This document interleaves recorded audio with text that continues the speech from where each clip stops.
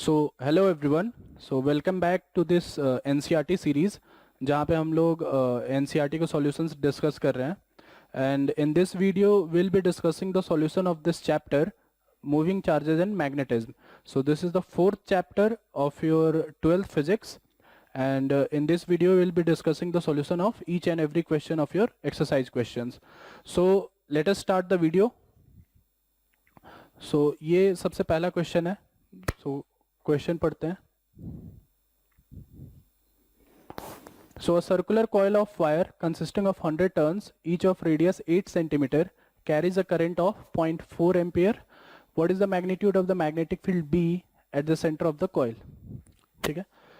So यहाँ पे एक coil है, circular coil, और उसके सेंटर पे अपने को मैग्नेटिक फील्ड की वैल्यू निकालनी है। बाकी सारे यहाँ पे वैल्यूज दे रखे हैं, नंबर ऑफ टर्न्स, रेडियस और करंट जो इसमें फ्लो हो रहा है वो सारी चीज़ें दे रखी है। सो मैग्नेटिक फील्ड का जो यहाँ पे फॉर्मूला लगेगा वो लगेगा mu not by 4 pi into I into 2 pi by R. किसी भी जनरल सर्कुलर आर्क के लिए mu not by 4 pi I into theta upon R होता है। सो यहाँ पे फुल सर्कुलर आर्क है तो थीटा की वैल्यू हम लोग 2 पाई रखेंगे। सो ये कट जाएगा यहाँ से 2, वैल्यूज पुट करते हैं। म्यू नॉट की वैल्यू हो जाएगी 4 पाई इंटू 10⁻⁻⁷, आई की वैल्यू दे रखी है दैट इज 0.4, और यहाँ पे 2, और आर की वैल्यू रेडियस 8 सेंटीमीटर है। सो ये हो जाएगा 8/100। सारे एसआई यूनिट्स में है। सो मैग्नेटिक फील्ड जो यहाँ पे मिलेगा तुम्हें वो टेस्ला में मिलेगा। सो इसको ऊपर ले जाओ और यहाँ पे कैलकुलेट कर लो। यहाँ पे एक पावर नीचे आ जाएगा। सो 4 4 और ये दोनों कट गया। सो सारे जीरो जब ऊपर जाएंगे सो यहाँ पे ये जीरो और ये जीरो भी कट जाएगा। सो इसको ऊपर भेज दो तो ये हो जाएगा पाई इंटू 10⁻⁻6 टेस्ला। ठीक है, जब ये ऊपर जाएगा तो इतना मिल जाएगा। पाई की वैल्यू यहाँ पे रख सकते हो 3.14। सो ओवरऑल वैल्यू जो होगा वो पाई इंटू 10⁻⁻6 बोल सकते हो या 3.14 इंटू 10⁻⁻6 बोल सकते हो। ये तुम्हारा पहला क्वेश्चन है। ठीक है, नेक्स्ट क्वेश्चन पे चलते हैं। A long straight wire carries a current of 35 ampere. What is the magnitude of the field B at 0.20 centimeter from the wire? So long straight wire की बात की जा रही है यहाँ पे। इसका मतलब ये है कि वायर जो है वो इन्फानाइट वायर की तरह हम लोग ट्रीट कर सकते हैं। सो इन्फानाइट वायर की वजह से जो मैग्नेटिक फील्ड का फॉर्मूला होता है mu not I upon 2 pi R के बराबर होता है, और इसका डायरेक्शन जो है हमेशा तुम राइट हैंड रूल से दे सकते हो। ठीक है, right hand rule I think सबको पता ही होगा। अंगूठा जो है वो करंट के डायरेक्शन में पॉइंट करना है। जिधर भी वायर है, जिधर भी करंट फ्लो हो रहा है उस डायरेक्शन में तुमको इसको पॉइंट करना है। उंगलियों को खोलना है आर वेक्टर की तरफ, जिधर भी आर वेक्टर है उधर की तरफ खोलना है, और इन उंगलियों को 90 डिग्री पे इसको घुमाना है। जैसे एग्जाम्पल के तौर पे, जैसे मान लो अगर ये एक वायर है और इस पॉइंट पे मेरे को मैग्नेटिक फील्ड की वैल्यू निकालनी है। ठीक है, सो अंगूठा रखूंगा मैं करंट के डायरेक्शन में, उंगलियों को खोलूंगा मैं आर के डायरेक्शन में। देखो आर के डायरेक्शन इधर है तो इस डायरेक्शन में आर को खोलूंगा और इसको 90 डिग्री पे घुमाऊंगा मैं। तो 90 डिग्री पे घुमाऊंगा तो ये जो डायरेक्शन है, ये वाला उंगलियों का डायरेक्शन, ये अंदर आ जाएगा। सो ये अंदर का डायरेक्शन ही तुम्हारा मैग्नेटिक फील्ड का डायरेक्शन होगा। इसको बोलते हैं right hand rule. So value पे आते हैं। सो इसकी वैल्यू जो होगी म्यू नॉट की वैल्यू फिर से हम लोग 4 पाई इंटू 10⁻⁻7 रख सकते हैं। आई की वैल्यू दे रखी है that is 35 divided by 2 pi into R. R की वैल्यू जो है वो दे रखी है 20 सेंटीमीटर, तो ये हो जाएगा 20/100। सो यहाँ से ये और ये कट गया 2 टाइम्स, एक जीरो यहाँ से कट गया, ये 2 और ये 2 कट गया। सो यहाँ से मिलेगा 35 इंटू 10⁻⁻6 टेस्ला। ये जब ऊपर जाएगा तो 10⁻⁻6 हो जाएगा। सो ये तुम्हारा दूसरा क्वेश्चन है, डायरेक्ट फॉर्मूले के ऊपर है। सो अगले क्वेश्चन की तरफ मूव करते हैं। Question number 3। A long straight wire in the horizontal plane carries a current of 50 ampere in the north to south direction. ठीक है, फिर से लॉन्ग स्ट्रेट वायर की बात हो रही है। इसका मतलब वायर फिर से यहाँ पे इनफाइनाइट ही है। Give the magnitude and direction of the magnetic field at a point 2.5 meter east of the wire. अब यहाँ पे north east west north south को लेकर के काफी कंफ्यूजन होता है बच्चों में, तो मैं तुमको सबसे पहले ही क्लैरिफाई कर देता हूँ। ईस्ट वेस्ट नॉर्थ साउथ ये चारों डायरेक्शन जो है वो हॉरिजॉन्टल प्लेन में होता है। ठीक है, इसी हॉरिजॉन्टल प्लेन में ईस्ट वेस्ट नॉर्थ साउथ होता है। ऊपर वाला डायरेक्शन और नीचे वाला डायरेक्शन ये वर्टिकल डायरेक्शन में आता है। सो ऊपर जाओगे तो वर्टिकली अप, नीचे जाओगे तो vertically down. East west north south हमेशा हॉरिजॉन्टल प्लेन में होता है। So straight wire is moving from north to south, ये नॉर्थ टू साउथ का डायरेक्शन बन गया। यहाँ पे 50 एम्पियर जो है ऐसे करंट फ्लो हो रहा है, ये नॉर्थ है ये साउथ है। इसका ईस्ट जो होगा इधर की तरफ होगा, इसके ईस्ट की तरफ मतलब इधर की तरफ होगा वो, ठीक है, टुवर्ड्स द लेफ्ट साइड। सो ये जो है यहां से डिस्टेंस 2.5 मीटर पे अपने को इसका मैग्नीट्यूड और डायरेक्शन दोनों बताना है। तो सबसे पहले डायरेक्शन निकाल लेते हैं राइट हैंड रूल से। अंगूठा जो है पॉइंट करो इधर के डायरेक्शन में, ठीक है, ऐसे, और या ऐसे भी कर सकते हैं। और उंगलियों को खोलो आर के डायरेक्शन में, उंगलियों को खोलो आर के डायरेक्शन में, 90 डिग्री पे घुमाओ इसको। तो 90 डिग्री पे घुमाओगे तो ये बाहर की तरफ आएगा, बाहर की तरफ आएगा, इसका मतलब ये डायरेक्शन है वर्टिकली अपवर्ड्स। सो डायरेक्शन यहाँ पे सबसे पहले मिल गया राइट हैंड रूल से, वर्टिकली अप। अब यहाँ पे तुम मैग्नीट्यूड की वैल्यू निकाल सकते हो जो कि है mu not I by 2 pi R. So ये हो जाएगा 4 पाई इंटू 10⁻⁻7 इंटू करंट की वैल्यू है 50 बाई 2 पाई इंटू आर जो है जो कि है 2.5। सो यहाँ से ये और ये कट गया 2 टाइम्स, यहाँ से ये और ये कट जाएगा 20 टाइम्स। सो इन दोनों को मल्टीप्लाई कर दो तो ये आ जाएगा 4 इंटू 10⁻⁻6 टेस्ला वर्टिकली अपवर्ड्स। सो ये तुम्हारा तीसरा क्वेश्चन है, इस तरीके से सॉल्व कर सकते हो। Next question number 4। Question number 4 देखो, a horizontal overhead power line carries a current of 90 ampere in east to west direction। अब east to west डायरेक्शन में चल रहा है, ठीक है। सो ये ईस्ट टू वेस्ट डायरेक्शन में ये चल रहा है। करंट की वैल्यू दे रखी है 90 ampere. What is the magnitude and direction of the magnetic field due to the current 1.5 meter below the line. Below the line मतलब वर्टिकल डायरेक्शन की बात हो रही है, यहां पे बिलो द लाइन चल रहा है। इसका मतलब तुमको यहां पे ये समझना है कि नॉर्थ साउथ ये वाला है, ईस्ट वेस्ट नॉर्थ साउथ, और ये वर्टिकली डाउनवर्ड्स। तो सबसे पहले डायरेक्शन निकालते हैं राइट हैंड रूल से। अंगूठा दिखाओ इधर, उंगलियों को पॉइंट करो आर के डायरेक्शन में और 90 डिग्री पे घुमाओ। तो इधर की तरफ जब घुमाओगे यहाँ पे मतलब ये इस लाइन पे आ रहा है, इस लाइन पे मतलब इस लाइन पे मतलब towards south, east west north south. So direction तुमको मिल जाएगा टुवर्ड्स साउथ। अब मैग्नीट्यूड की बात कर लेते हैं। मैग्नीट्यूड फिर से यहाँ पे मिल जाएगा तुमको mu not I by 2 pi R. So यहाँ पे वैल्यूज पुट करो, ये हो जाएगा 4 पाई इंटू 10⁻⁻7 इंटू आई की वैल्यू है 90 by 2 pi into R, R जो कि है 1.5। सो ये और ये कटा 2 टाइम्स, और यहाँ से एक जीरो हटा दो ऊपर, ये और ये कटा 6 टाइम्स। सो ये हो जाएगा 12 इंटू 10⁻⁻6 टेस्ला, या फिर 1.2 इंटू 10⁻⁻5 टेस्ला। सो इस तरीके से इसको सॉल्व कर सकते हो। ये है तुम्हारा क्वेश्चन नंबर 4। ठीक है, अगले क्वेश्चन पे मूव करते हैं जो कि है question number 5। What is the magnitude of magnetic force per unit length. Magnetic force per unit length की बात हो रही है, ठीक है। On a wire carrying a current of 8 ampere and making an angle of 30 degree with the direction of a uniform magnetic field of 0.15 tesla. So किसी भी wire को अगर तुम मैग्नेटिक फील्ड में रखते हो तो उसका जो मैग्नेटिक फोर्स होता है उसको वेक्टर फॉर्म में लिखा जा सकता है I into D L cross B. So cross vector है तो इसको लिखा जा सकता है I D L B sine theta. Theta की वैल्यू दे रखी है, बाकी सबकी भी वैल्यू दे रखी है, डीएल को नीचे ले आओ। सो एफ अपॉन डीएल ये हो जाएगा आई बी साइन थीटा। यही है, यही तो है तुम्हारा force per unit length. Force per unit length ये आई बी साइन थीटा, आई बी और साइन थीटा तीनों की वैल्यूज यहाँ पे पुट करो। सो आई की वैल्यू दे रखी है 8, बी की वैल्यू दे रखी है तुम्हारी 0.15, और साइन थीटा, थीटा की वैल्यू 30 है, मीन साइन 30 हो जाएगा हाफ। सो इसको सॉल्व कर सकते हो, ये नीचे आ जाएगा 100, ये इसके साथ कट गया 4, सो 15 इंटू 4 ये हो जाएगा 60, 60 बाई 100 इसका मतलब ये हो जाएगा 0.6 टेस्ला। इस तरीके से क्वेश्चन नंबर 5 सॉल्व कर सकते हो। ठीक है, अगले क्वेश्चन पे चलते हैं जो कि है question number 6। A 3 centimeter wire carrying a current of 10 ampere is placed inside a solenoid perpendicular to its axis। ठीक है, सो 3 सेंटीमीटर का वायर है, it is carrying a current of 10 ampere and it is placed inside a solenoid perpendicular to its axis. So अगर मान लो यहाँ पे ऐसे solenoid है तो वायर जो है कुछ ये इसका एक्सिस है मान लो, तो वायर को जो है यहां पे ऐसे रखा जा रहा है, यहां पे वायर को ऐसे रखा जा रहा है, ठीक है। So the magnetic field inside the solenoid is given to be 0.27 tesla. ये सबको पता है कि जो सोलोनॉइड है उसमें मैग्नेटिक फील्ड हमेशा एक्सिस के डायरेक्शन में आता है।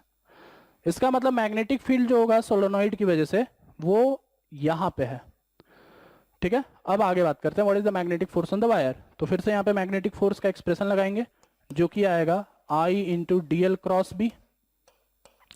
सो ये हो जाएगा I dl b sine theta. So यहां पे लेंथ है वायर का और यहां पे सोलोनॉइड का मैग्नेटिक फील्ड है, तो दोनों के बीच में कितना एंगल हुआ 90 डिग्री। सो थीटा की वैल्यू मिल चुकी है, लेंथ दे रखा है, I दे रखा है, B दे रखा है, सारी वैल्यूज दे रखी है, यहाँ पे पुट कर दो। सो I की वैल्यू है 10, लेंथ जो है वो है 3 सेंटीमीटर, सो इसको लिखा जा सकता है 3/100। B है तुम्हारा 0.27 टेस्ला, सो इसको लिखा जा सकता है 0.27, और थीटा की वैल्यू 90 डिग्री है, सो साइन थीटा की वैल्यू 1 हो जाएगी। सो यहाँ पे इसको जीरो नीचे उतार लो, एक जीरो यहाँ से कट जाएगा। सो 27 इंटू 3 81 हो जाएगा, 81 इंटू 10⁻³ टेस्ला तुम्हारा आंसर हो जाएगा। सो इस तरीके से क्वेश्चन नंबर 6 तुम सॉल्व कर सकते हो, ठीक है। क्वेश्चन नंबर 7 पे आ जाओ। क्वेश्चन नंबर 7 देखो, 2 long and parallel straight wires A and B carrying currents of 8 ampere and 5 ampere in the same direction are separated by a distance of 4 centimetre. तो दो वायर्स हैं यहाँ पे, दोनों लॉन्ग एंड पैरेलल वायर्स है, means दोनों infinite wires हैं। तो एक वायर ऐसा है, एक वायर ऐसा है, इसमें करंट 8 एम्पियर चल रहा है, ये वायर नंबर A है, और इसमें करंट जो है वो 5 एम्पियर चल रहा है, ये है वायर नंबर B। इन दोनों के बीच में जो गैप है वो है 4 सेंटीमीटर, तो ये बेसिकली जो है ये 4 सेंटीमीटर के बराबर है। Estimate the force on a 10 centimetre section of wire A. अपने को इसके 10 सेंटीमीटर लेंथ पर एस्टिमेट करना है कि कितना फोर्स लगेगा। तो फॉर्मूला लगाते हैं फिर से, फोर्स जो होगा I into D L cross B हो जाएगा, I into D L cross B. A पे अपने को फोर्स निकालना है, so I will be due of A. ये जो I की वैल्यू रखोगे ना, ये A में जो फ्लो हो रहा है उसकी डालोगे। मैग्नेटिक फील्ड जो होगा वो B की वजह से यहां पे होगा, तो यहां पे इस चीज को ध्यान रखना है कि कहां पे कौन सा करंट अपन ले रहे हैं। सो I की वैल्यू यहां पे रखेंगे 8, DL जो है वो दे रखा है 10, सो इसको रखेंगे 10/100। मैग्नेटिक फील्ड इसकी वजह से इस पे जो कि आएगा μ0I/2πr, सो ये हो जाएगा μ0 इंटू 5/2πr जो कि है 4/100 इंटू दोनों के बीच का एंगल, मीन्स L और B के बीच का एंगल। अब इसकी वजह से जो इस पे मैग्नेटिक फील्ड है उसका डायरेक्शन राइट हैंड रूल से निकालते हैं। देखो कहां पे आएगा, अंगूठा यहां पे है, R यहां पे है, क्रॉस करोगे तो ये बाहर आ जाएगा। DL यहां पे है और मैग्नेटिक फील्ड बाहर है, मीन्स दोनों के बीच में एंगल जो 90 डिग्री है, सो साइन 90 इज 1। तो यहां पे देख रहे हो कॉम्प्लिकेशन कैलकुलेशन का, यहां पे इस तरीके से करना पड़ रहा है। सो वैल्यू जब पुट कर सकते हो, ये 100 से ये 100 निपट जाएगा। फिर यहां पे 8 और ये 8 कट गया, μ0 की वैल्यू पुट करते हैं, सो ये हो जाएगा 10 इंटू 4π इंटू 10⁻⁻7 इंटू 5/π, पाई से पाई कटा, सो 5 इंटू 4 20, सो 2 इंटू 10⁻⁻5 टेस्ला तुम्हारा आंसर हो जाएगा। इतना फोर्स लगेगा तुम्हारा वायर ए पे। ये है तुम्हारा क्वेश्चन नंबर 7, ठीक है। क्वेश्चन नंबर 8 पे चलते हैं, देखो आगे। A closely wound solenoid 80 centimeter long has 5 layers of winding of 400 turns each. The diameter of the solenoid is 1.8 centimeter. If the current carried is 8 ampere, what is the magnitude of B inside the solenoid? तो यहाँ पे देखो तुमको दो चीजें यहाँ पे सबसे पहले समझनी है। पहली चीज कि सोलोनॉइड जो है वो 80 सेंटीमीटर लंबा है और डायमीटर उसका 1.8 सेंटीमीटर है। इसका मतलब हम इसको एक आइडियल सोलोनॉइड की तरह ट्रीट कर सकते हैं। अगर आइडियल सोलोनॉइड की तरह ट्रीट कर सकते हैं तो मैग्नेटिक फील्ड जो अंदर होगा वो डायरेक्टली लिख सकते हैं μ0 Ni, where N is number of turns per unit length. ये नंबर ऑफ टर्न्स नहीं होता, number of turns per unit length होता है। So small n is total number of turns by total length, so total number of turns कितना है 400 turns है 5 layers में, so total number of turns जो हो जाएगा वो 5 × 400 हो जाएगा, और लेंथ जो है इसका 80 सेंटीमीटर है, तो ये हो जाएगा 80/100। सो यहां से तुम्हारा निकलेगा स्मॉल एन की वैल्यू। अब यहां पे जो कट रहा है उसको काट दो, यहां से स्मॉल एन की वैल्यू आ जाएगी, ये 0 और ये 0 कटा 8 और ये कटा 50, ये ऊपर चला जाएगा, तो ये तुमको मिल जाएगा 2500 के बराबर। एक 0 ऊपर जाएगा तो 25 × 100 2500 स्मॉल एन की वैल्यू हो जाएगी। सो म्यू नॉट की वैल्यू आप पुट करते हैं जो कि हो जाएगी 4 पाई × 10⁻⁻7 × 2500 इंटू करंट जो कि दे रखा है 8 एम्पियर के बराबर। सो यहां से मल्टीप्लाई करो, जीरोस को अलग कर लो, सो 25 × 8 ये हो गया 200, 200 × 4 ये हो गया 800, 800 × 100 पाई × 10⁻⁻7 टेस्ला, सो ये हो जाएगा 8 पाई × 10⁻³ टेस्ला। सो ये तुम्हारा आंसर हो जाएगा। इस तरीके से सोलोनॉइड का तुम मैग्नेटिक फील्ड निकाल सकते हो। ठीक है, नेक्स्ट क्वेश्चन, क्वेश्चन नंबर 9 को देखो। A square coil of side 10 centimeter consists of 20 turns and carries a current of 12 ampere. The coil is suspended vertically and the normal to the plane of the coil makes an angle 30 degree with the direction of a uniform horizontal magnetic field of magnitude 0.8 Tesla. Magnetic field जो है वो 30 degree angle बना रहा है normal के साथ, ठीक है, प्लेन ऑफ द कॉइल के नॉर्मल के साथ 30 डिग्री की एंगल बन रही है। So what is the magnitude of torque. So यहां पे हम लोग मैग्नेटिक मोमेंट वाला कॉन्सेप्ट लगाएंगे। ये एक क्लोज लूप है, तो हर एक क्लोज लूप एक डायपोल या मैग्नेटिक डायपोल की तरह बिहेव करता है, जिसका डायपोल मोमेंट हम लोग निकाल सकते हैं NIA से। सो ये स्क्वायर लूप भी एक डायपोल की तरह बिहेव करेगा जिसका मैग्नेटिक मोमेंट इतना होगा। अब किसी डायपोल को या किसी मैग्नेटिक डायपोल को अगर तुम मैग्नेटिक फील्ड में रखते हो तो उस पर जो टॉर्क लगता है वो M × B के बराबर होता है, तो M × B का डायरेक्टली फॉर्मूला यहां पे लगाया जा सकता है और टॉर्क निकाला जा सकता है। सो M की वैल्यू सबसे पहले निकालते हैं, तो N की वैल्यू है 10, I की वैल्यू जो है वो दे रखी है तुम्हें 12, और एरिया जो है वो स्क्वायर है, तो इसको मीटर में कन्वर्ट करोगे तो ये तुम्हारा मीटर में तुम्हारा कन्वर्जन हो जाएगा। तो ये दोनों जीरोज और ये दोनों जीरोज कट जाएंगे, एक जीरो और एक जीरो यहां पे कट जाएगा, तो ये हो जाएगा 2.4 मीटर स्क्वायर। सो इस वजह से जो टॉर्क आएगा वो आएगा MB sin थीटा के बराबर। सो ये हो जाएगा 2.4, इसको हटा दो इधर से, into B that is 0.8 into sine theta that is half, क्योंकि थीटा की वैल्यू 30 डिग्री दे रखी है। सो ये कटा इससे, ये आया 0.4, इसको इससे मल्टीप्लाई कर दो तो ये हो जाएगा 16, ये हो जाएगा 9, तो ये हो जाएगा 0.96 जूल्स। सो इतना टॉर्क लगेगा इस स्क्वायर कॉइल पे। ठीक है, सो अगले क्वेश्चन पे चलते हैं जो कि है क्वेश्चन नंबर 10। सो पढ़ते हैं क्वेश्चन को। So two moving coil meters M1 and M2 have the following particulars.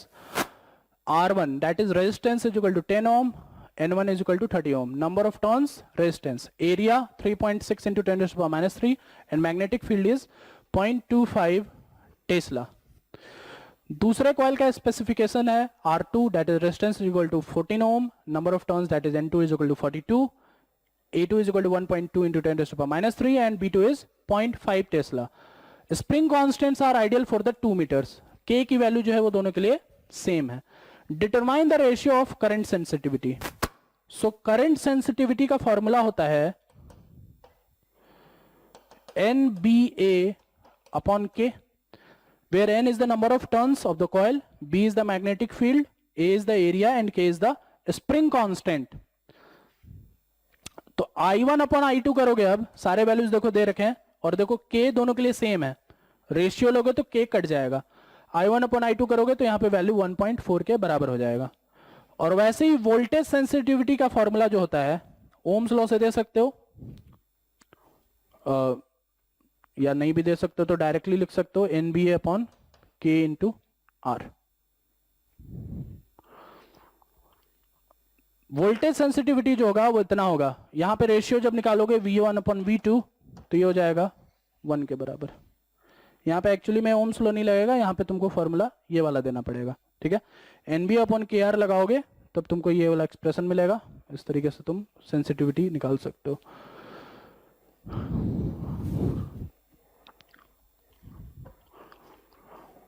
ठीक है, अगला क्वेश्चन देखो 11 number. In a chamber a uniform magnetic field of 6.5 G 1 G equal to 10⁻⁴ tesla is maintained.